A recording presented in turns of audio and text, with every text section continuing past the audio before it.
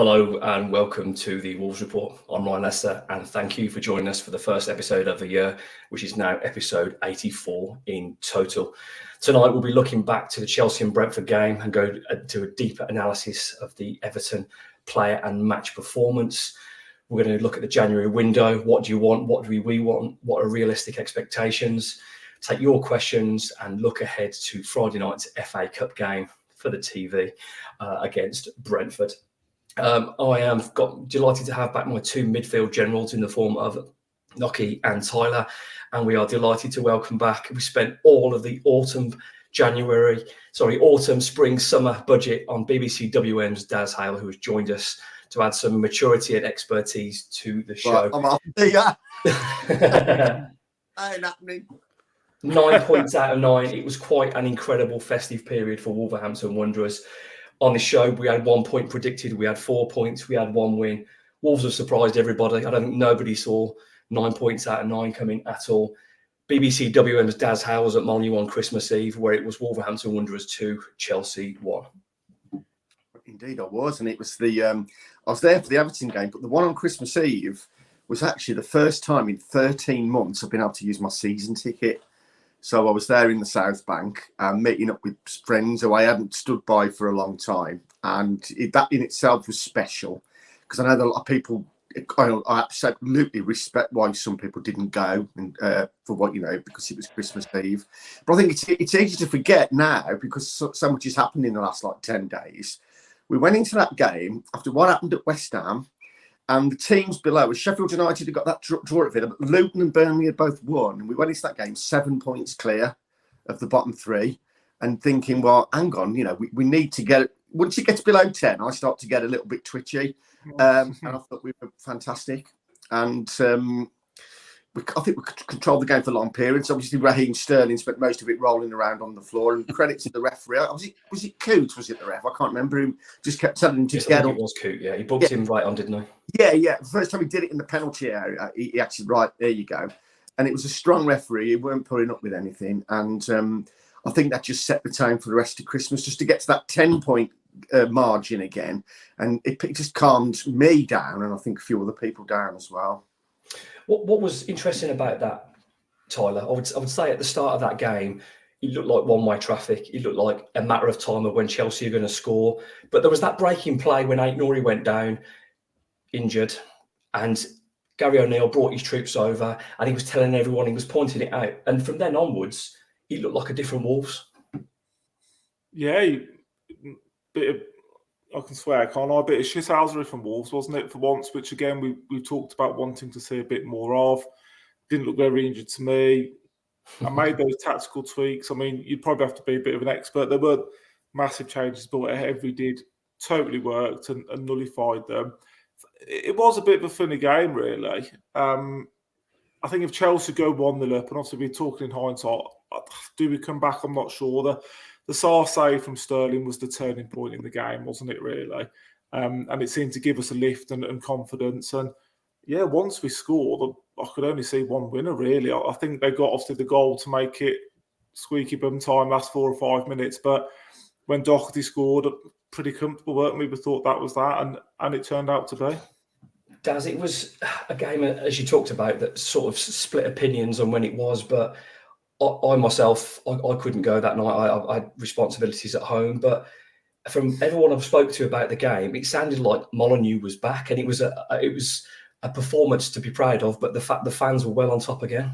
Yeah, I think it started a bit subdued. I thought again, probably because it's Christmas Eve and it's early, but I think once the game got going, the crowd, but fans, especially Wolves fans, will get behind the team if they see that they're being progressive and they're being aggressive. I don't necessarily mean kicking people, just aggressive with their mentality and the way that they played. And so I thought it was terrific. And again, it's supposedly another big scalp. But we've got our issues, but they've spent £1 billion and they're not a team. Are you still there, Daz? We've lost you a little bit. There you go. Yeah, still here. I say there's a bunch of individuals. But I think that's just set the tone. And again, the way we finished that game so strongly. And when Gary O'Neill first came in, he made a point of saying a few times that the players weren't fit enough. I don't think that was having to go to Julian Lopetegui, because the way Wolves were playing under Lopetegui was a lot more pragmatic, wasn't it? I suppose he wants to be more front foot. He wants to press, and to be able to continue to do that for 100 minutes, you need to be a lot fitter than Wolves were when he came in. But you're beginning to see it now, aren't you? And again, I mean, I know we're going to fast forward, but even on Saturday, third game in 6 days, and they were still running around in the 100th minute against Everton as if it was the first 5 minutes. That shows just how far they've progressed already, fitness-wise and conditioning-wise. Yeah, it was a fantastic game, Nocky, to send everyone happy into Christmas. I've never experienced it before, your team winning on Christmas Eve. Well, I don't really remember experiencing my team winning much at Christmas, to be honest. But fast forward then a few days, we couldn't play on Boxing Day because of how close the games were. But then Wolves went to Brentford the day after Boxing Day. We thought we'd had, well, did you see that coming, Nocky? Your take on Brentford 1, Wolves 4? No, I didn't see that coming at all. But I think Daz touched on a good point, actually, when he said that Chelsea were a team of individuals. During the West Ham game, after that match, we spoke about it on here, and I said that I didn't think individually we were great. I don't think we've got a great bunch of players. I think we've got a few players who can perform at times and can impact games. But for Wolves to win games, everyone has to play well. And he's absolutely found a system that's allowed them to do that over the last 3 games. And I thought going into Brentford, I was a little bit nervous about that one because they've got a few players missing, but they've got a little bit of pace down the wings. Carter Vickers and Wissa in particular were a concern. But it was just a really strong performance, and they were really sharp as well, considering when they played on Christmas Eve. And Nathan Collins, I don't dislike Collins at all. I don't dislike Collins. I think he's he didn't do anything wrong for us. He was the right player at the wrong time potentially, but he's had an absolute disaster. But I think what was important for me on that one was that we actually punished a team who made mistakes. And how often do you see a team make a mistake and we haven't been ruthless? We were ruthless. We were clinical. We were expecting the issues. I mean, the second in particular, Huang's so sharp onto that, and he's anticipated where the back pass is going to go. He's nipped it around him and he scored.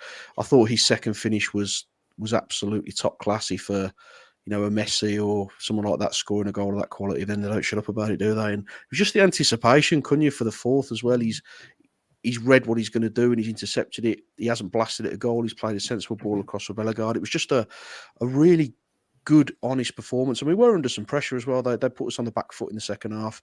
Didn't create a great deal. I think we were quite happy to sit, soak it up, and then try and hit them on the break. But it just felt like a really good Premier League performance. It was just intelligent the way we played, and it was just lovely to score goals and be absolutely ruthless. I think we had 4 shots on target, scored 4 goals, and then we hit the post for the one-off target. So there's no real criticisms you can take from the game. It was a superb setup. It was a superb tactical masterclass, and the finishing was top drawer. Tyler, we talked about a long time creating chances, but Wolves didn't create a load of chances, but they were absolutely brutal in what they did at Brentford. And I know I want to give a bit of credit to your man Sarabia for that ball for Mario Lemina at the start. He's starting to know that running the team, Wolves are benefiting from it. He's benefiting from it. He seems to be that little bit of magic in and around the box. When you want someone to have a through ball to play, you want it to be him. Yeah, it's about time I got something right, isn't it? Because everything else this season has been totally wrong. So I just knew with him, I said, I'm a purist, and you can just tell a footballer, can't you, sometimes? And it takes time, doesn't it? Not many foreigners or players that haven't played in this league come in and make an impact week 1. So I think, he's sort of got to grips with it, a bit more physical. He's not got any pace, we know that, but he doesn't need pace for his game. And he's contributing, isn't he? His stats per minute are as good as any of the forwards we've got, Neto, Huang and Cooney. And what a nice problem to have, Neto coming back in, 4 options for 3 places. I know Huang's going to be gone for a few weeks now, isn't he? But Bellegarde as well scores. I mean, we've now got 4 or 5 genuine forward options that we haven't really had probably since whenever, really. Even under Nuno, it was sort of not a Jota Adama, wasn't it? And Jimenez. So we've got 4 or 5 options now, and you're almost happy with whoever plays out of them lot. They all are almost doing enough to warrant their place in the team. So long may it continue. I was going to say, Thomas Frank said after that game that it wasn't a 4-1 game, and I actually tend to agree with him a little bit, in as much as I think at 3-1, even with 5 minutes to go or 10 minutes to go, I'm not comfortable. I still think if they score here, then it's going to be. So it wasn't until we get the fourth goal. But you're absolutely right. And I actually did feel a little bit shell-shocked afterwards, thinking, what? Wolves have just scored 4 times in a game and we've won away from home. We've won in London. So it was almost a little bit surreal. So I think it was only afterwards I could really appreciate what we'd done, because I was still very much on edge until that fourth goal went in. I don't know about you. Yeah, so What I liked as well, Daz, was that a slight tweak to the tactics. Sort of, you could see Brentford at 3-1 in the second half. They were pushing, and then I think there's a slight tweak. Did Wolves bring an extra midfielder on? But there's a tweak to the system. Then it was like, we have what we hold, and we'll just counter. And although Brentford had lots of the ball after that tweak, I didn't really feel like we were under pressure. Possession and territorially we were, but there was nothing flying past the keeper, and Jose Sá wasn't getting battered. Yeah, and he said it a number of times now that he is changing. I mean, you touched upon it a few moments ago with the Chelsea game, that he does change things within a game, and he expects the players. And he says they're getting more to the point now where they're beginning to recognise it themselves. And I think this myth, all footballers are stupid. Well, I'll tell you what, if you want to sit in on one of those tactical sessions when they start going through the analytics of it all, it's an elite football, a Premier League footballer now has to play the game in their head as much as with their feet, and credit to the players that they're adapting to it as well. But yeah, I mean, the idea of having an identity, what way are we going to play? I don't think that's going to exist anymore. And with 5 substitutes, games are changing, players are having to be a lot more flexible as well. And I think he got it hopelessly wrong at West Ham. I still don't know what on earth he was doing at West Ham. No need to press West Ham when they want to be pressed. Back with 3 wins and 3 tactical masterclasses.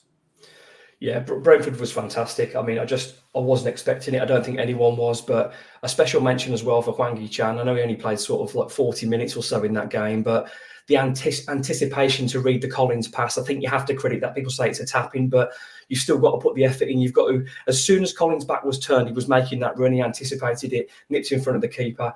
And as you mentioned, that second goal was his second goal was just wonderful. The little clip over the defender and the volley under the keeper was just... These are conversations I was not expecting to be having about Hwang Hee-chan a year ago, and I'm delighted that we're all wrong about him. So long may it continue. I hope he comes back fresh. I mean, and healthy. When last time he was away with Korea, come back from the World Cup, that's when he sort of become revitalised really, and hopefully that international trip again does the same and he kicks on again. So 10 goals in 20 Premier League games isn't something I thought would be possible for him, but delighted to be wrong. Fantastic, Hwang Hee-chan. Many other great performances that night as well, but I want to focus more on the Everton game now, the more recent one. We can talk about the player performances more. You are watching episode 84 of the Wolves Report with BBC WM's Daz Hale, Mark Knott, Chris Tyler and myself, Ryan Lester. This show comes out live. You can comment on Twitter, Facebook or YouTube. We'll get up as many comments as we can. I've done that so far. Lots of people wishing us Happy New Year. Happy New Year to you guys as well. And thank you for joining us for episode 84. Nocky, we were 6 points out of 6. I don't want to say it felt like a free hit against Everton because that's a ridiculous thing to say, but you thought you'd done your work over Christmas. If you'd have offered 6 points before, you'd have absolutely taken it. But Wolves saved the best till last. I cannot recall a Wolves performance as complete as that performance against Everton, where it finished Wolves 3, Everton 0. I think out of the 3 games we had, this is one I was probably most worried about. I think Chelsea, you never know what you're going to get with them. We knew that Brentford had injuries. I feel like Everton had turned a corner. They'd knocked away that 10-point deduction they'd had, and they looked a decent side, especially in midfield. And then, we lost Mario. Obviously, all the best to him and his family. We understand the reasons behind that, but it still leaves a hole in our midfield that we're trying to fill. And I was concerned that Gomez-Lamina partnership isn't going to be as effective with Doyle or with Boubacar if he was to come in. So I was a little bit concerned about it, but some of the football we played and some of the passing, some of the movement, we were taking players on. Hwang and Cunha in particular, I thought were just creating so many problems for them defensively. The movement, the pace, they were pulling people out of position. We had midfielders filling that space. We had defenders moving on. And it was just such a complete performance, like you say. I mean, we've seen Wolves win and we've seen them have a decent 45 or a decent 60 minutes. And even against Brentford, I think Daz touched on it, that we were never comfortable in that game. You never felt the game was out of sight. This one, as soon as the first hit the net, you didn't really see a way back for Everton because of the way we were playing. It was such a mature performance, and And one of the things we spoke after the West Ham game was we didn't really pass with any kind of intent. We didn't really seem to have a plan of what we wanted to do with the ball. Whereas every time West Ham had the ball, you knew exactly what they were trying to do. They were breaking the lines, but we were exactly the same. Every pass was full of intent. Every time we had the ball, you could see what we were looking to try and do. We were trying to break. We were trying to hit the flanks. We're just operating at such a high level in that game, and it certainly wasn't the performance I was particularly expecting, especially on the back of having 3 games in six odd days. It was just fantastic to watch, and I think they probably got away with 3-0 when we had a couple of goals disallowed as well. But I think on the balance of play, if Wolves had hit 5 or 6 in that game, I really don't think they could have complained. Does the performance was absolutely tremendous, and traditionally this is a game, Sean Dyche, Everton, in the past Wolves would be bullied. I mean, I've got memories of that 4-0 at home, Chris Wood hat-trick at Molineux. Wolves were just battered and bruised and kicked that day. But and I say this in the most sincere of ways in terms of football, but Wolves were the bullies, and I really liked it. I think we all thought it was going to be a battle. We all thought it was going to be a scrap, and yet I agree with Nocky that from the first whistle, Wolves were in total control. They were fitter, they were stronger, they were sharper, and there was a real swagger about Wolves. And it got to the point where couldn't enjoy it at Brentford until we scored the 4th. I was about to enjoy it against Chelsea, then they scored to make it 2-1. Saturday, as soon as that second goal went in, it was a question of how many. I mean, Sean Dyche said they were tired. Well, they played the same amount of games as Wolves. I think we had less rest, didn't we? Yeah. It just made me feel that at the start of the season, I think we know what happened. The fire sale in the summer, the departure of Lopetegui, just before the season started, everybody, I thought, me included, thought it was going to be a season to endure. It's now going to be a season to enjoy because we're virtually safe already. We've got 28 points, probably need, worst case scenario, 2 more wins because over the last 5-6 years, 34, 35 is enough. I don't think it'll be that many this year. So let's get those 6 points as soon as we can and then enjoy the ride. And it's going to be a completely different season. It just feels after a couple of years of treading water, that now that we can actually tap the handbrake up and just look ahead and feel as if it's the club that's beginning to progress again. And hopefully with the finances being, the purse strings being loosened next summer as well, hopefully we've managed to negotiate the choppy waters. I mean, I've all these water analogies, and hopefully now we can look forward to the next couple of 3 years. Tyler, you like me, and well, all of us really, we want to see the purest form of football, but we were all concerned on Saturday the absence, the understandable miss of Mario Lemina was going to be a big one because his presence, his performances, his goals recently, he's a huge miss. But that performance without him, it felt like it was for him, a team that was all for him. But going back to that pure side of the game, that football is as good and as pure as I've seen Wolves since I can't even remember the last time there was that much football. You can hear in the ground, hearing it, and you're like, this is so good. Steady on, so I know it's past 9 o'clock, but steady on with some of them. Imagine when someone's listening to this. Who's in the other room next door? But it was, and I mean, you've done well when you've got people sort of trying to find a man of the match, and there's 4 or 5 names, and you couldn't pick one. I don't think. I personally thought Joe Gomez was outstanding. I thought he made up for Lemina's loss, and he just let Doyle play and pick his passes. I mean, the move where he had the shot that Pickford saved. I'm sorry, I don't remember Wolves putting a move. It was like that. The Wolves goal against Spurs about 15, 20 years ago under McCarthy with about 52 passes. Yeah, Dave Jones scored it. I think this was better. This was just sharp and quicker. Fast, yeah. They just were all, I think Dad said, they were just all on the same page. They all know exactly what they were doing. The runs were perfect. And I mentioned for Wang, because I'm his biggest critic, I haven't seen James Tarkowski that rattled for a long, long time. Wang, he bullied him? He bullied him, and I just thought he was a walking red card. And I'm surprised he sort of managed to calm down a bit to see the game out. But you could list off every player, but for me, Gomez was just imperious in midfield. He was everywhere, and Yeah, of 5-6-0. I thought Pickford was outstanding for them, and that tells you a lot. If we won 3-0, he made some brilliant saves. And I think you're right. I think that could be the most complete performance I've seen from Wolves in the Premier League ever. Yeah, it was good. It was unbelievably good. But while we're talking about performances, then let's go through, and I'll start off because, quite frankly, he could have had Father Christmas in goal and he wouldn't have had nothing to do. But Jose Sarr had literally nothing to do. Everton didn't have a shot on target. I think he claimed confidently a few crosses, and his distribution, he wasn't really pressed.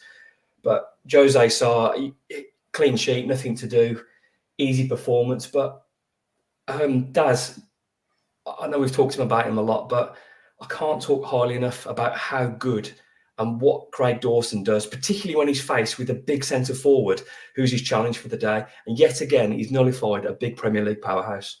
Well on Dawson.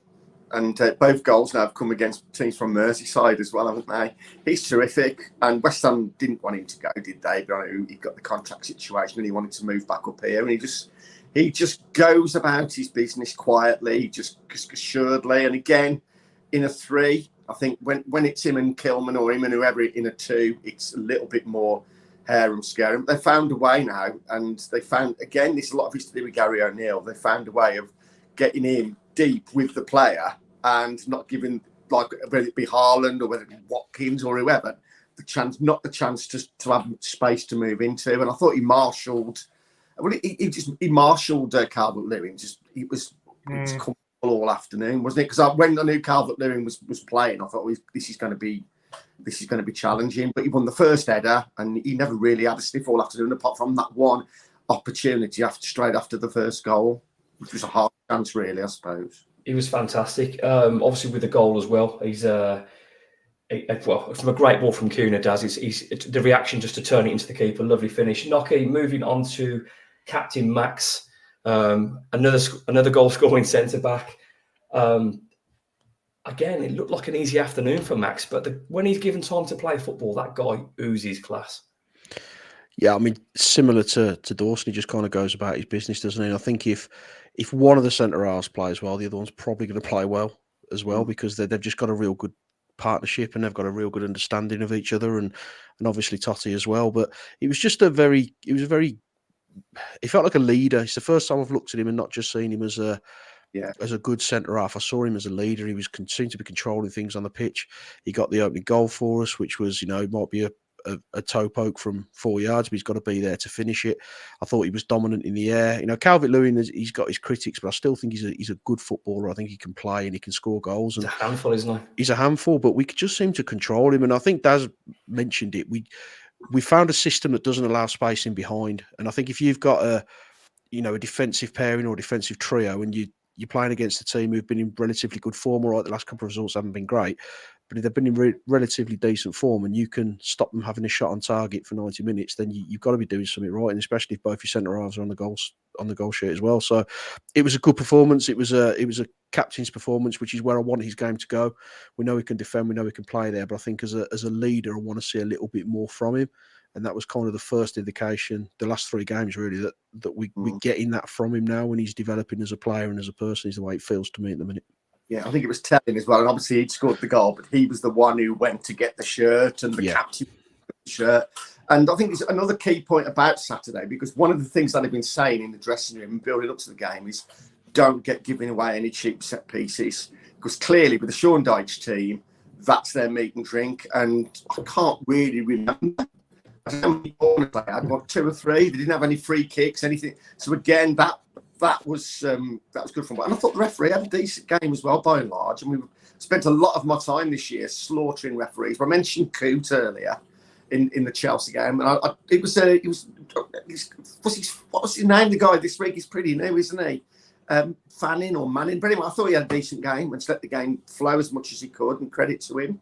I think all 3 referees, I mean, we're quick to give them a little bit of stick, and especially VAR. I thought all 3 games, you didn't notice the referee, which is the mark of a good referee for me. Tyler, moving on to one of our favourite topics and players, Toti Gomez. It's no coincidence that Toti Gomez looks way more comfortable when he's next to a footballer with the talent of Ryan Aït-Nouri. So Gomez, clean sheet, Was he troubled against Everton at all? I think it's easier as well. This sounds bad, but I think it's easier as well when you haven't really got a quality player up against you. And he didn't on Saturday, I don't think. He struggled big time at Brentford, but he came in and was excellent. He's going to be without Ait-Nouri for the next 2 or 3 games, presumably. So if what you've just said is true, that'll be a test for him. Sort of what Nocky said, it sounds really basic, but when they play well as a unit, they play well. And when they look a bit shaky as a unit, they all look a bit shaky, don't they? But he was fine. I think he's got that position his now, hasn't he? And while Ait-Nouri's there and he hasn't really got to get forward, he hasn't really got to do too much, has he? He's quite comfortable in getting the ball now and either just checking inside and playing it or passing it to Ait-Nouri. He doesn't have to do too much with that side of his game. So you know what I think it is with Totti is that you could pass Ait-Nouri the ball anywhere and you could hit it at him as hard as you like. That guy is so comfortable on a football, and when you've got that get out pass every time, he's not afraid to. He doesn't. Ait-Nouri will come and collect in front of 2 or 3 people, and he's not fussed. So he's going to be a big miss. But while we're on the topic of Ait-Nouri, Daz, one of the most, if not the most, naturally gifted left backs in the Premier League. 100%. And I think, taking back to the Totti Gomez thing, is that when Rayan Ait-Nouri first came, I think he scored on his debut, didn't he, against Crystal Palace? Yeah, and he was a bit up and down, and he was a bit raw, and it took him a couple of years, and then the last manager didn't even fancy him and bomb him out the door. I think it's easy to forget that the Totti Gomez he's been a first team player for just over a year, wasn't he? I think he played a couple of games and he scored at Liverpool, didn't he? We thought he got the winner in the cup, and I think he's still pretty raw, and I think he's still learning. And but when you give him a job to do, when it was the Aston Villa game, he was man marking Moussa Diaby to the point where they had to take him off. He didn't get a kick, so that side of his game is good. But I think again, when he's got Rayan Ait-Nouri alongside him, it just frees him up a little bit more to let him just concentrate on the defending side of it. And with Ait-Nouri, he's up there now. Well, I think he's up there with the best now, and he's added consistency to his game. And again, when you think, as I said a few moments ago, that the last manager, who it felt like when you look back at it, was actually felt like he was doing us a favour being here. I'll come when I'm ready. I'll come. This guy now is getting the best out of him, and I think Gary O'Neill is getting the best out of all of the players now. They've really bought into what he wants to do. And it's for the first time since Nuno now, I feel there's a real connection. And I just feel as if it's a club now that's progressing again. Absolutely. Nocky, tell me about Nelson Semedo. I know he really splits opinion, Nelson, but if he could just add quality in the final third, he'd be some footballer. But it's a solid game. And I thought, considering that's his 3rd game in 6 days, that guy did not stop. I thought he played well. He pays the price for his lack of a final ball or his lack of maybe intelligence in the final third. He doesn't pick the right pass. He doesn't do the right thing. But I think other than that, I don't think there's many better than him in that position at the moment. I think he's strong, he's physical. There was a moment where he cut inside and beat a couple of players with some really quick, fancy footwork. And he feels like a different player to me this season. He feels like he's got a new lease of life. He seems to really enjoy being there. I don't know if Gary Neal's got inside his head as well. I think he's carrying the ball. He looks freer when he's carrying it. Yeah, I think he's done this with a couple of players. I mean, with Sarabia, he spent most of his time last season getting chalk on his boots, whereas O'Neill's just said to him, go and do what you want, go and play wherever you want, do what you want, and your quality is going to shine through. And I kind of feel like he's doing that with a few of the players, and Nelson in particular. I mean, after we beat Chelsea, he blasted a bit of profanity in front of the TV, and that's not something you'd expect from him. He's just not really shown any signs of that previously, but it was just raw passion, and there just seems to be something about him now that he wants to be there. You feel like he wants to be part of the club, and I kind of get that with all of them. I don't get the impression now we've got a Núñez who's here for a quick deal and he wants out the door. It feels like the players, as Daz said, are invested in what we're doing. And there's no egos. No, there's no. They're working for each other, and you know, all 3 goals are run over and got Lamina's shirt because that's what it means to them as a team. So I thought he played really well. When you've got Ait-Nouri on the other side, you know, you're not going to shine in that position because he's the one who's going to take the ball forward. He's the one who's going to advance you into the area. Semedo does a different kind of job where he'll try to defensively be solid. But for me, he was as good as anybody else on the pitch because I just thought he was really intelligent, really solid, did his job to a T. And again, he's in a defensive unit which hasn't conceded a goal or a shot. So a good And now I know performance. you want to the FA Cup, Ryan, but I think it's also worth, we know that Ryan O'Norrie's gone away and Hwang Hee-chan's gone away. I think it's worth noting we don't actually have a Premier League match now to the 22nd of January for 3 weeks. So I want us to win the FA Cup. But as regards points and Premier League, then we don't play to the 22nd. So it's not quite as potentially as it sounds when you say, oh, these players are going away for 4 or 5 weeks. They may not miss that many games. Yeah, absolutely. It's been a kind from a hectic run of fixtures. I actually thought when Everton hadn't, I don't think, did it Everton? Who did we play? No, Brentford didn't have a game for 10 days. You could see Brentford were a little bit stiff at the start, and we caught them out. Just going back to Wolves 3, Everton 0, Tyler. Matthias Cunha looked every bit Wolves' record signing. That guy now, when he's playing, he's beating people, he's linking, he's scoring goals, and now he's making goals. None of us thought he would get double figures at the start of the season. We all said that. But he looks a complete player, and he looks so settled and enjoying his time at Wolves, Tyler. Yeah. You want to talk more about him? I just liked his goal. I liked he scored from 3 yards out. I like that because getting that position. Yeah, that's probably the only little thing we've been saying about him. Is he not a natural finisher, but is he that? Has he got that desire? You know what I mean, like to get on the end of a cross, to be a bit Steve Bull-esque and just be in the right place at the right time. And I loved his goal just purely for that reason. And he smashed it home. And his performance was imperious. I can't remember many better all-round centre. Everything, wasn't it? Everything. Coming deep, turning, playing it, shooting, everything. It was just perfect. Like I said, I can't remember a better one. I mean, we've been spoilt with Jimenez in his prime, and obviously the older ones of us have, seen Bully, but this guy's got it all to be another cult hero because you can just tell he's a nice guy and he just loves playing football and loves playing for Wolves. So I think he can go as far as he wants, really. I think he's that good. He's got everything you'd want, everything from a forward. Both footed, takes people on, can run with the ball, making goals and now scoring goals. You can see now why Wolves paid a huge fee because he now looks every bit a top draw Premier League footballer. Going to say that I think one of the major differences this season is this manager is encouraging players to drive forward with the ball. So we've talked about Cooper, we've talked about Ryan O'Norrie. Obviously, there's Neto. To a lesser degree, Bellegarde. You've got Hwang, who's been encouraged to get in behind. So now, instead of playing safety football and checking back, they're being encouraged to carry the ball, take it forward, drive forward. Won't always work. But that's the difference in the mentality now. Yeah. And we don't mind that, guys, do we? We don't mind if that doesn't work. No. We used to mind it when we'd get to the halfway line and check and go back. And we all said on this podcast that we've had enough of that. We've just had enough of it. And now, like you said, you've got 5 players all happy just to spin and run. Well, we talked about. He's another one now. He's been encouraged. Right. But if you're a footballer as well, surely this is music to your ears. Don't stop and turn and find a definite pass. Have a go at you, man. And if you lose it, I think, I'm not sure if it was Tyler or you said it, Daz, at the very start of this season. These guys now have been given the license. They've got to stop you 10 times out of 10. You've only got to beat them once. And if you have that mentality and driving forward, you can see all the forwards are loving playing football. But look at the goals return, though. I mean, we've equalled. I think we equalled last year's tally, or one behind it. I think we're a couple off already, yeah. And we've got weaker players, arguably, in those positions without your Jimenez and your Traorés and Neves and people like that. So he's found a system, he's found a way of making them play, and they're enjoying their football, and you can just see it all over the pitch.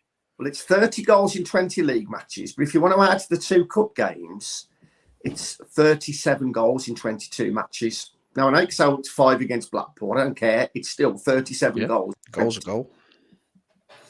That's a massive improvement. That's why we have him on for them stats, isn't it?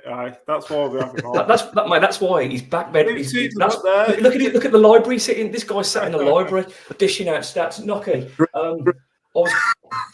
Tell me about Pablo Sarabia and the impact now he's finally having on the team with a man of his talent.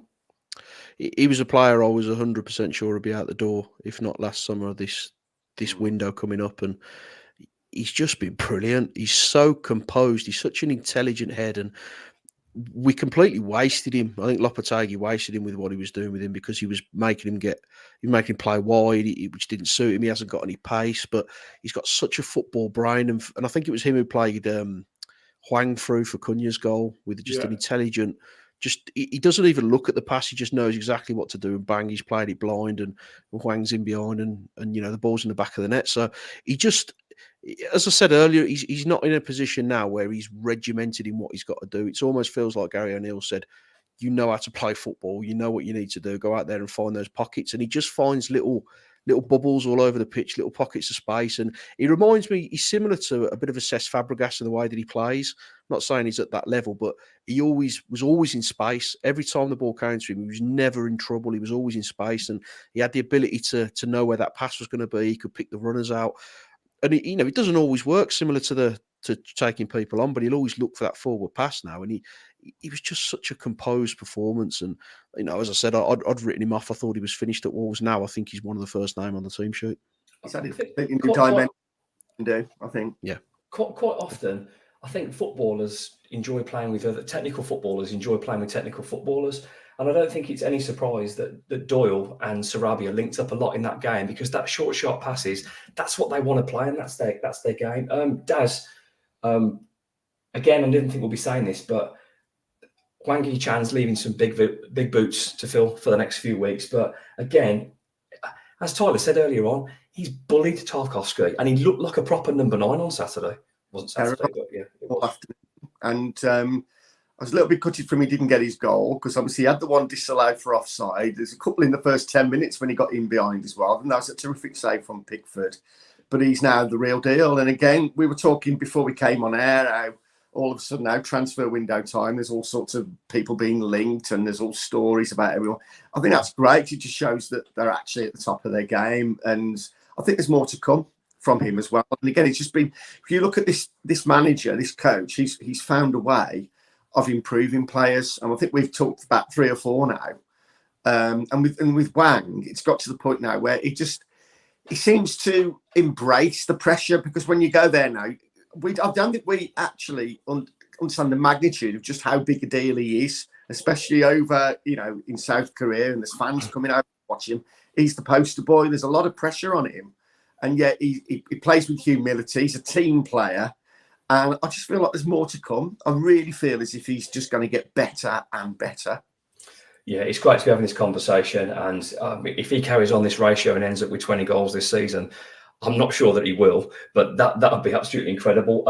Last but not least, as a double act here, Tyler, Tommy Doyle and João Gomez, the area of the pitch absolutely dominated Everton.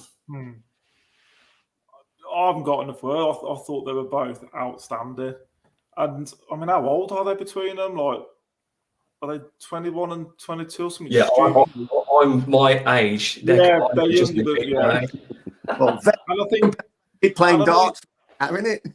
I don't know. Well, I was watching the darts, and you think about that, and you think, well, he's 16, but then you think about them two, and they were imperial. Like, they were genuinely brilliant, and for kids so young to put performances like that, and I was really happy for Doyle, because he struggled at Sheffield United when he started. I was so happy for him, because they were big boots to fill, like you just mentioned. Hwang's are. Lemina's probably in the form of his life, arguably, isn't he? And we didn't notice he wasn't there at all. And I think that's the biggest compliment you can play to him. I love the way he gets it, and his first instinct is forwards. Can I get us moving forward? Can I get us on an attack? They just complemented each other perfectly. Sorry, I was going to say, he got the option. He could have gone Boubacar Traore. He got Hodge fit again as well on the bench, who loves a bit of a scrap.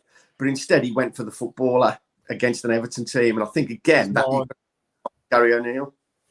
Absolutely. And even when, slightly different, but even when Boubacar came on, a couple of his touches were beautiful. Yeah. That little touch he did on the run was fantastic. Yeah, and got us onto a couple of attacks. I mean, again, we talked about the forward positions, but if you can have 4 or 5 central midfielder players in that type of form, happy days. We're going to talk about transfers, but I'm almost inclined at the moment to think, sod it, let's just keep these boys playing together. Perfectly taking into the direction of transfers there for the And next that's why section. you have me on, Ryan. That's Absolutely. I just need Lockie to do something now, and we've completed the set. You are Couldn't hold watching your breath. episode 84 of the Wolves Report with club captain Mark, not director of football Chris Tyler, and BBC WM's Daz Hale. Nicely taken into the transfer window, which opened on Monday. As Tyler said, this is a really, really interesting time now. How much do you want to break what's coming? Pedro Neto isn't going to go. I don't think we're going to see any outgoings. We know Fabio's gone. If we get another number 9 in, which we probably will, Sasa Kalajic will probably go. Daz, how much do you want to change this? Do we continue with what we've got? Do we get the 9 that suits the profile, a mobile, strong centre forward that can link the play and also probably turn and go as well? If for me, if Wolves just did this window, I think I'll be quite happy. I was talking to Mike Taylor about this on Saturday before the game, and he was saying, has the way Wolves have done so well this season possibly caused a bit of a rethink in January as regards keep your powder dry and go full value next summer? Because it depends what they want to do and where they want to go this season, isn't it? I mean, I'd written down the names of the ones reporting 12 months ago, which completely saved us. Like Cunha, Dawson, Lamina, Gomez. What a window. Or without those, we'd be in the Championship now. That's Sarabia as well now. All those guys those guys are delivering now. Yeah. So he definitely wants another forward player. And I think the thing is as well, it's about adding options, isn't it? And the nucleus is there. And I think even the Neto stuff now, I mean, for the money we'd want for Neto, I think if you're one of those clubs who can afford that, you'd be thinking, yeah, but he's just had another bad injury for 3 months. We'll keep an eye on him. So I don't think he'll go up till the summer at least. But he does want to bring in. He doesn't clearly. Well, Fabio's gone. He clearly doesn't fancy Sasa Kalajic. So if he can get a forward, whether it be a number 9 or another player who can play across the front 3, who will give him what he wants, because obviously I think you need to be high energy, you need to be able to press, you need to have legs, then they'll do that. I think, and all the noises coming out is that they're looking to do that. But I don't think, if you get to the end of the window and we haven't, I don't think it's the end of the world now, do you? Whereas I agree.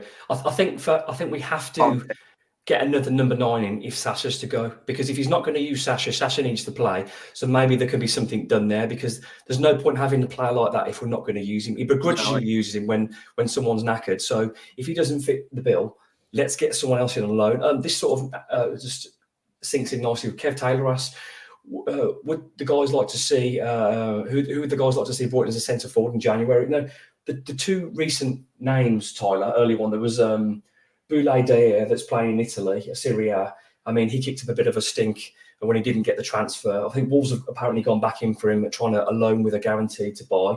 And another one, which I think is probably more realistic, Nocky, Shay Adams from Southampton. I know Daz talked about this in the past. This has been linked. Tyler, Nocky, how would you feel if it was? I mean, his contract runs out June 24. 6 goals and 2 assists in 22 games this season. He's been a sub quite a bit of the time. I mean, he suits the profile more. I'm happy with that, because I think if he's got 6 months left on his contract, what are Wolves paying? 5-6 million quid for him, Tyler?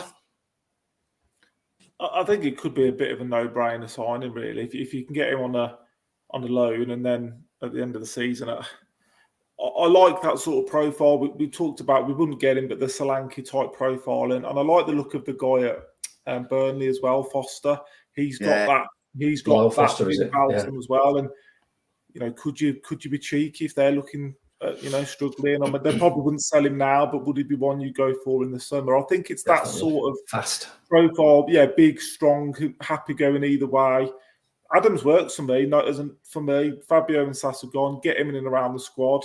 See how we get on for 3 or 4 months, and then if he does well, who knows? I don't see how it weakens the squad. And like Dad said, it gives us another option. Nocky, Shay Adams, proven Premier League player, not the highest of goals, but he's got around 10 goal contributions plus every season he's been there. Scores, creates, mobile, strong. I don't see how that's much of a risk when you already know what he can do. And if he's got players like Neto, Sarabia, Hwang, Cunha off him, that kind of option can bring more out of those players as well. it's a deal which feels right for me. It feels like a sort of deal that we would be looking at. We're not in a position where we have to buy anyone, but we're also got to be conscious that Europe's not a million miles away, so it's not Well, we certainly said it, unreasonable. hasn't Well, we could be in Yeah. that conversation, and that's something that we could potentially be looking at. I think Adams works purely because he knows he's not going to play every week. I think if everybody's fit, as it stands at the moment with the goals we're scoring, you don't look to change that for me. I think the system works as it does, but it's a squad game now, and you need options from the bench. Adams is a sort of player who can come on and give you a different dynamic. He can change the game, move away from the pace and look for someone physical who can hold it up. He's the kind of player that if Kalajic had a little bit more physicality and pace about him, he feels like that's what O'Neill's looking for, is just someone who can hold it up a little bit better. So I think the deal happens. He's had a lot of substitute appearances, but I think he also made it quite clear that he wanted to move earlier in the season, so they've been planning for life without him. And as you say, 6 months, it's going to cost us peanuts to get him on loan for that period of time. And then I think if he impresses, he gets a chance of a contract, doesn't he? So it feels like a sensible one. And I don't think we'll do a great deal more. I know that's that kid we're looking at for 12 million, a young lad who's on loan now to the end of the season. I think those are the kind of deals that we'll be looking at, is preparing for next season. But in terms of what we look at to make us better, then Adams definitely improves the squad. Just to jump on your point, Nocky, there, Wolves are 3 points off a place in European football and 13 points clear of the relegation zone. So it's very, I mean, I don't want to talk about it. I just want to keep enjoying it. I don't think it's ridiculous. I don't think we're ready for Europe. I don't think we're quite at that level yet. But it's nice to be in that conversation, because all the conversations we've been in up till this point is, can we survive in the league? So to be there and having a sniff of it, and you win a couple more games in the next sort of 4 or 5 matches, and you're deep in the conversation, aren't you? So it's not beyond the realms of possibility. Look what Villa are doing, and I'd argue that their squad isn't phenomenal. They've just found a way to win games, and I think that's something similar that we could potentially look at. Daz, Wayne asks, how surprised are you guys with how well Gary O'Neill has done? And be honest, did you have serious doubts when he was first appointed? Well, I think the three of us... I was confident. I think the three of us away from Daz were concerned, but equally we could understand with no money keeping a squad up, which he did last year with Bournemouth. But Daz, just answering Wayne's question, really, how well has Gary O'Neill done, and how surprised are you by the direction Wolves are travelling in? I was underwhelmed when he was appointed. Again, probably going from the Real Madrid manager, former Spain manager, to Gary O'Neill. Then you start digging a little bit deeper and thinking, well, I think Bournemouth, player for player, had the worst team last season in the league, and he kept them up with something to spare. So that gives you something to build on. And we saw what happened at Man United the first game and got encouraged. I think we all were, after a couple of bad results. And then what happened at Ipswich in the cup, and they threw away the 2-goal lead, and we got beat then, and we were down amongst the dead men. We got Manchester City to come at home. The Manchester City game, in 2 ways, I think, was a massive turning point, not just for the result and the way we got the result, but a couple of weeks later when he went on Monday Night Football and he played an absolute blinder, because I don't think I've heard anyone call him a PE teacher since. At that point then, you thought... No one there would do that, does. And now, why they give him the job. After the Ipswich game, and he knew, he said, like, to achieve what I want to achieve in the long run, I need to get results in the short term. So he knew that the storm... I mean, look what's happened to Wayne Rooney today. You can have long-term plans, but you need to get results. But I'm absolutely... If you'd have said to me before the season started, you'll finish 4th bottom this season, I'd have taken it. We'd have all taken it, I think. Certainly have taken it. Gary O'Neill would have taken it. Now, so as I said earlier, I thought it was going to be a relegation battle. I don't think it's going to be now. Now, we all know things can change very quickly in football, but we've got 28 points. So let's just get those few more points over the line and just enjoy the rest of the season. And yes, I am surprised, but I'm pleasantly surprised. And it's more than that. It feels as if this has been built on foundations. It feels like there's been a change in the mindset and in the culture at the club. And after, I say, a couple of years where it felt as if eventually we were going to start circling the plug hole again, it's felt like that's been the direction of travel the last couple of years. It feels now as if, well, you've just mentioned the E word. Who thought we'd be talking about that? So the fact that it's even been mentioned shows that the club seems to be heading in a different direction. And I think he's done terrifically in the way he's connected with the supporters as well. It's not an act. He genuinely means it, and he's genuinely overwhelmed. And I think it tells you all, doesn't it? But at Brentford last week, I think the crowd sung his name, the away fans, for about half an hour non-stop. And that is a connection with the manager. And so I'm really optimistic now and encouraged and quite excited. I never thought I'd be saying this back in August. Tyler, it feels, for the first time in a long time, I feel like we're all on the same page. There isn't an over-expectation, but there's a belief. We sort of getting to understand that there's a Wolves sort of identity developing, and everyone seems to be on the same page. So, I mean, where do we go from here? But this brings us into the question what I wanted to add.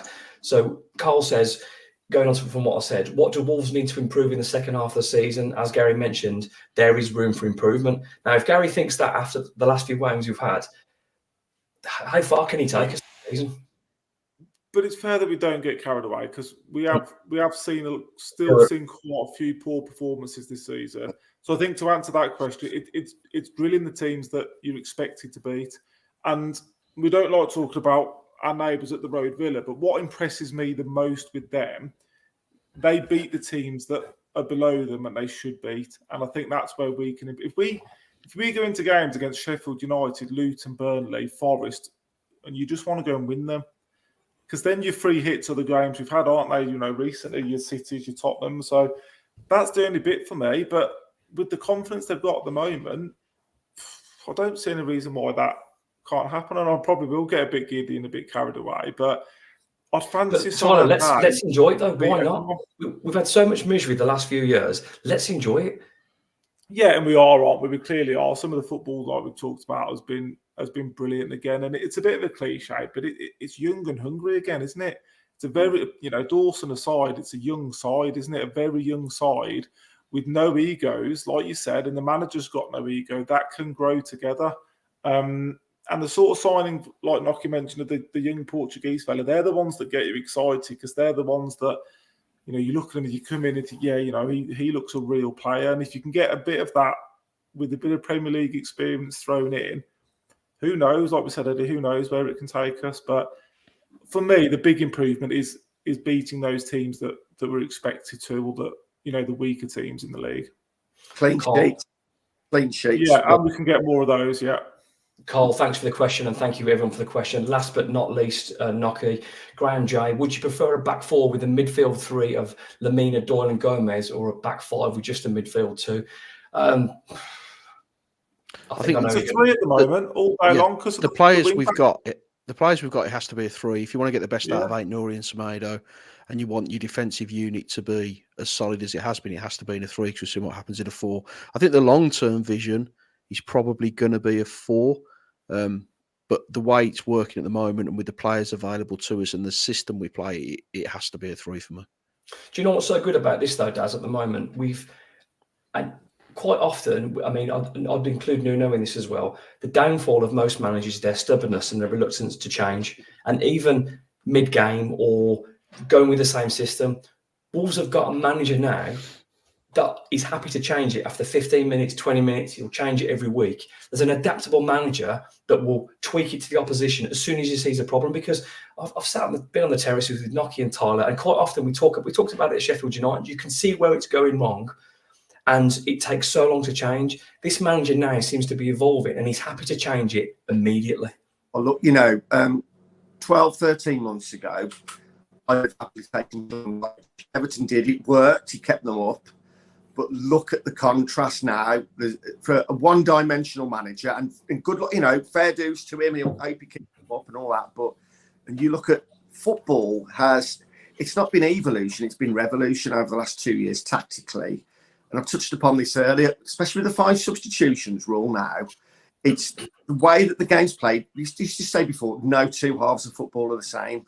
I don't think any 20 minutes of football are the same now. At the elite level, you need to be able to adapt quickly to what you're doing. And you're probably playing 2, 3, 4 different systems sometimes within a game. And to the naked eye, it looks like you might not even realise that it's changed, but there are things that change. And you've got elite coaches. And I think we've got a coach now who is a thinker. He's very forensic. He studies the game, and he's up there, up with the top ones in as regards of where the game is right now, rather than where it was 6 months ago or a year ago or 2 years ago. So I think that's encouraging. He's got a lot to learn as well. It's only his second year as a manager, and he's making mistakes.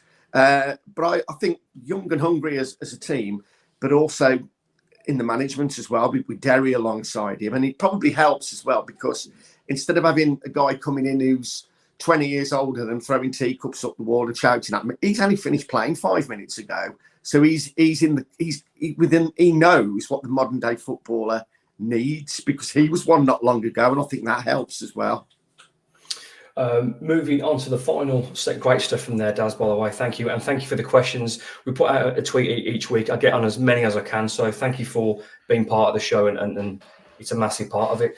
Nocky, on Friday night, for TV purposes, unless you live in the UK, Wolves are heading to Brentford again in the Cup. Now, the FA Cup or any cup means so much. And I think there'll be, and I've seen people suggesting it on social media, there'll be a real temptation. I know there's not a huge squad, but there'll be a real temptation to maybe drop a Joe Hodgson or a Doherty. And no disrespect to those players, Lockie, I don't think Wolves can play anything but the strongest team. And the reason for that is they've had 6 days off. And as Dan said then, they've got over 2 weeks left afterwards. I think we've given ourselves an opportunity with the last 3 games to have a bit of a run at this now.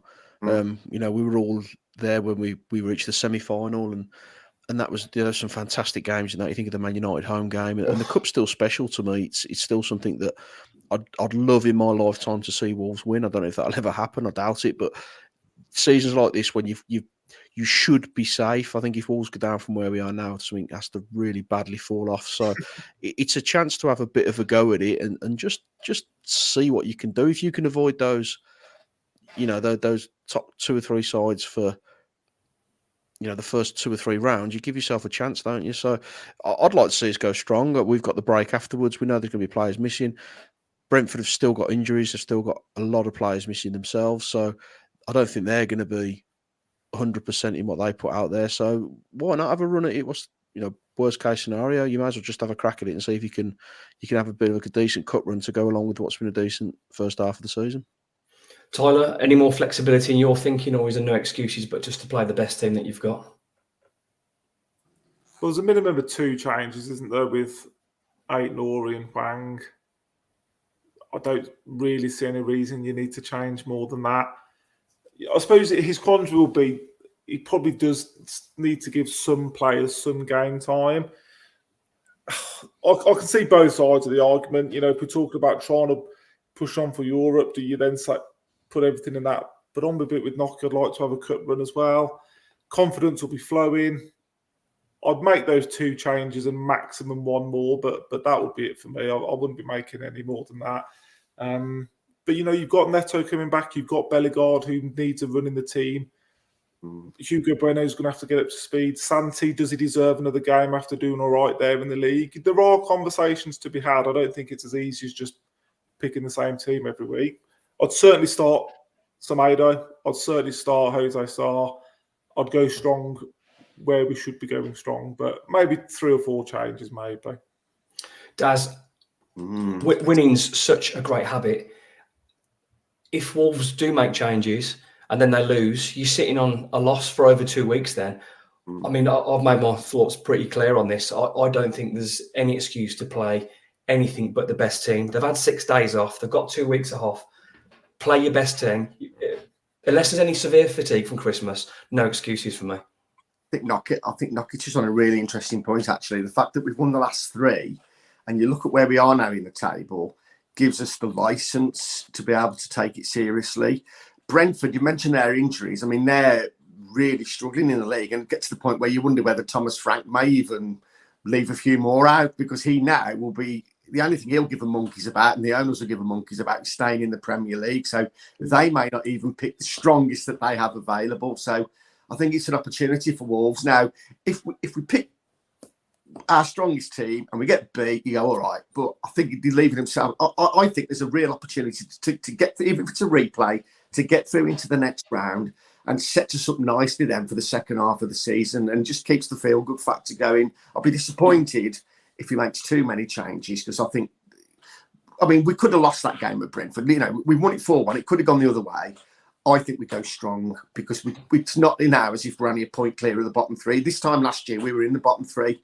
We're not this time. We're miles clear of it. So let's give the FA Cup a good go. Is there any temptation for anybody to start Neto? Or is it something like, are we talking...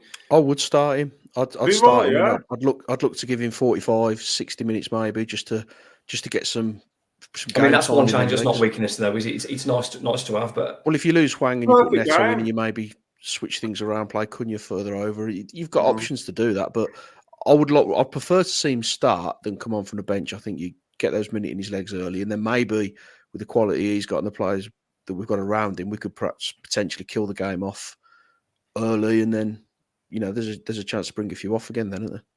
The one position I definitely wouldn't change, and I don't mean this disrespectfully, but we cannot have a cup keeper again because I feel like that's cost us in the past. I felt like that may have hurt us in a huge game in recent times. I'm not pointing any blame, but I think the other keeper may have done a bit better. I don't think we can afford to be treating it like the League Cup. This is enormous. This is Wolverhampton Wanderers, and we haven't won a trophy since 1980. We probably won't win it this year, but you know what? Let's do our best and try and find out. Let's just have a go at it.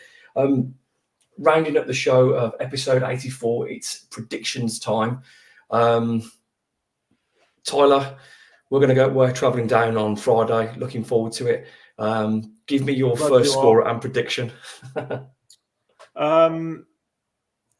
I just fancy us to go and do a job there. And Get in there. It's probably getting giddy. When Tyler's positive, you know it's good. Oh, no, you know it's all going to go wrong. Sorry, everyone. But I think Daz is right. They're panicking. They won't be interested. And I think we'll go and win 3-1. Wow, we don't get many of them from Tyler. Knocky? I think we'll win 3-0. Oh my God! What's happened? I do. I've got a little sneaky. Pedro Neto starts, bang, game's over by half time. Oh my! The clips, if this goes wrong, are going to be horrendous. Going to be slaughtered. Me and Tyler are usually accurate in everything we say, so there shouldn't be any risk. We have the expert, last but not least, BBC WM's Daz Hale for the prediction for Brentford v Wolves in the FA Cup and first scorer, please. No expert. I'm going 1-1 because there's just too much. Oh no, not a replay. That's the last thing. Oh, yeah. Or possibly a Collins own goal. I didn't catch it. Sorry, I didn't catch your first scorer. Well, I said Kilman or possibly a Collins own goal. Oh yeah, we'll take that. Oh, Daz, 1-1 would almost feel like a defeat. The last thing I'd rather lose 4-0. Yeah. Imagine playing Brentford 4 times in 6 weeks. Oh, sound lads, that'd be really nice. That would really enjoy that. I'm going to go with a comprehensive Brentford 0, Wolves 2. I'm going to go with Matheus Cunha. I can't help myself. You know what? Eventually, I'm going to get it right. This has been episode 84 of the Wolves Report. Thank you so much for joining us. Thank you and Happy New Year to all my pundits on the show, Knocky, club captain, director of football, Chris Tyler, and BBC WM's Daz Hale, who you can join on weeknights at 6 p.m. for the football phone and on Saturdays and Sundays when there are games. Daz? I'm back on Thursday. Got tomorrow off. Annual part-time on the football phoning. This has been episode 84. Happy New Year. Thank you for joining us. Love the Wolves.